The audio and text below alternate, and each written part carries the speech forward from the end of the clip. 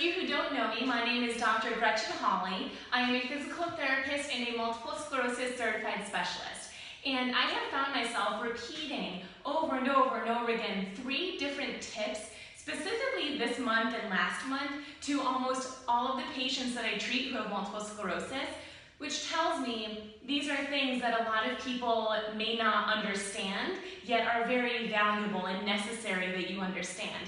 So what I want to do right now is go over what those 3 tips are. The very first one directly relates to this time of year. It's summer, and we have to talk about heat intolerance, but not only that, what to do when you're having your symptoms because of the heat. So I just want to say for 1 second, for those of you who don't know, heat intolerance does not necessarily mean the temperature outside. It is your core temperature. So if your core temperature raises just by 1 degree, some neurologists will even say by half a degree, you could get one or many of your symptoms. And unfortunately, that means you can even be sitting inside in air conditioning on a very hot and humid day, but you're still getting at least 1 or more of your symptoms. I like to compare the effects of heat intolerance on MS to the same as the effects of a damp, dreary, rainy day to someone who has arthritis. Someone who has arthritis does not need to be standing in the rain, pouring down on them in order for them to feel stiff and achy and gross all day. They just wake up in the morning feeling that way. And unfortunately, that's the same with heat intolerance. If you are in an environment that is humid and hot, even if you're inside, you can get your symptoms. So it is important to know these tips that you can do for heat intolerance to keep your symptoms low or non-existent. So the first one I have is to drink ice cold water all day long. And if you're someone who has urinary incontinence or frequency or urgency, this may scare you a little bit, but you guys, it doesn't need to be you sipping tons and tons of water, just tiny little sips of ice cold water, not room temperature water, not cold water, ice cold water, okay? That's gonna get your core temperature, your insides nice and chilly. Another thing you can do, there are so many brands out there that have cooling vests that are not necessarily the ones that you probably immediately thought of, where it's ice packs in them. There are ones that are just super thin. You would never even know that they are an ice vest. And so or a cooling vest. And you just put them in water, put them on, it keeps you nice and cool. They have the same design for neck wraps, for hats, for headbands, for wristbands, for ankle bands. There are so many of these products that you can put on in order to help keep your core temperature cool. So if you're one of those people that are like, I'm not gonna wear one of those vests, then great, you don't have to, but get something. Get these cooling points that are gonna cool your core temperature down even faster on you, okay? So the other thing that I have for heat intolerance is clothing. There are clothing brands, and I forgot off the top of my head what this one is called. I think it's I don't remember what it's called, but just Google or search on Amazon for cooling clothing. You can buy shirts and pants and socks that have the technology in them where they keep you cool. So just a simple clothing that you wear. You could wear capris if you're a female or man. You could wear capris instead of pants or shorts or dresses just to get more airflow. Okay, done with heat intolerance, do those things. The second thing I want to talk to you about is posture. And this is a huge one lately. So whether you are using, let me back up, specifically posture with walking. So whether you're using an assistive device or nothing at all for walking, this can pertain to you. So let me back up for a minute. Okay, so the issue that I have been seeing all the time when people are walking is they're walking like this.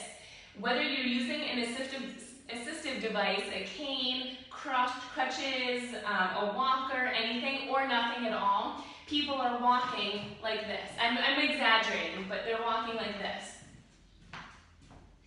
And people will say, you know, so-and-so is telling me I have to fix my posture, my back isn't strong enough, you know, I'm slouching. Well, let me tell you, if you're walking the way I just demonstrated, your back is perfect, you guys. Your posture is fine. It's your hips. If you're like this, your back is not slouched. It's not like this. This, if you're walking like this, you need posture help. But if you're walking like this, where you're just hinged at your hips, it's a hip issue. There are exercises you can do to get your butt under you, and then walk from there. Does that make sense? So if you are like this, it's an indication that your hamstrings, which go all the way from the bone that we sit on down to our knees, they're weak. Because when they're strong, they pull your hips under you.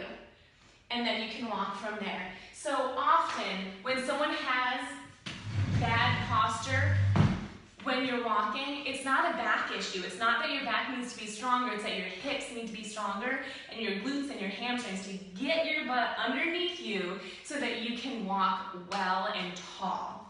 So I don't have room in here right now to explain those exercises to you. There are tons that you can do from a lying down position, a seated position, a standing position. There are so many exercises, but my tip for today is just know that if you're walking that way, it's your hips and your butt muscles, not your back. Then the last tip that I want to talk to you guys about is functional exercise. A brain and spinal cord and nerves that have multiple sclerosis do not have the same carryover as a brain that doesn't have MS. Meaning, if you do an exercise to strengthen any muscle group, it may not mean that those muscles will help you when you're walking. So a functional exercise means that you have to break down the task that's hard for you to do and do that as an exercise. So one of my favorite examples is I love the exercise called a straight leg raise, which I can't demonstrate super well, but I'm going to try. Usually you're lying on your back and you have one leg bent and one leg straight, and you lift your leg up and down, nice and slow. Fantastic exercise for your hip flexors. However, your brain, when it has MS, and your nerves, when they have MS, does not have that carryover to realize, oh, I just did a straight leg raise, that is strengthening my hip flexor, which then means I can use my hip flexors to march when I'm standing up and need to walk to bring my leg forward. So instead of doing that exercise, because you could be perfect at that exercise, but your walking is still bad. Why? Because you're not doing the exercises for walking. So for this tip, all I want to tell you guys is write down or just think in your head or say out loud the things that are hard for you to do throughout the day. Most commonly, what I've been hearing lately is getting into and out of a car, walking, and standing up. So guess what you're going to practice? Those three things. And if you're thinking, well, Gretchen, I can't do those things, it's because they're so hard for me to do, that's fine. Break those tasks down. For example, getting in and out of a car, what do you need to be able to do? You need to be able to sit in a chair, get your leg up and over, and the other one up and over. This right here, what I'm doing right now, should be an exercise that you practice. Up and over. Up and over. So this, for me, the way I'm facing right now would be if I'm the passenger. If I'm going to be the driver, guess which way I'm going? Just practice this task. And if you don't have the strength in your legs to do that, try your hardest to get it up and over, and then your arms can help the rest of the way. But the second you just use your arms the whole time, you're not going to get any stronger. So I hope these three tips make sense to you guys. Let me know if you have any questions at all or if they were helpful, and I'm excited to give you guys even more information within these next coming months. Have a great day.